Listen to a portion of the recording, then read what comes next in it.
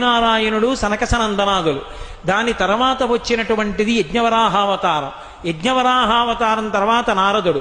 నారదుడి తర్వాత నరనారాయణుడు. నరనారాయణుల తర్వాత వచ్చినటువంటిది కపిలావతారం.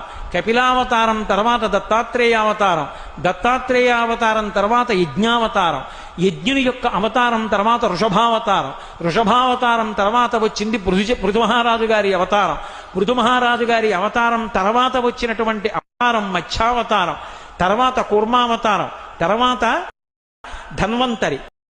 తర్వాత మోహిని. తర్వాత నరసింహుడు. తర్వాత వామనమూర్తి. తర్వాత పరశురాముడు. తర్వాత రాముడు. తర్వాత రామచంద్రమూర్తి. తర్వాత బలరాముడు. బలరాముడి తర్వాత కృష్ణ భగవానుడు. కృష్ణ భగవానుడి తర్వాత ఏకకాలంలో 2 అవతారాలు ఉంటూ ఉండొచ్చు వీటిల్లో. కృష్ణావతారం.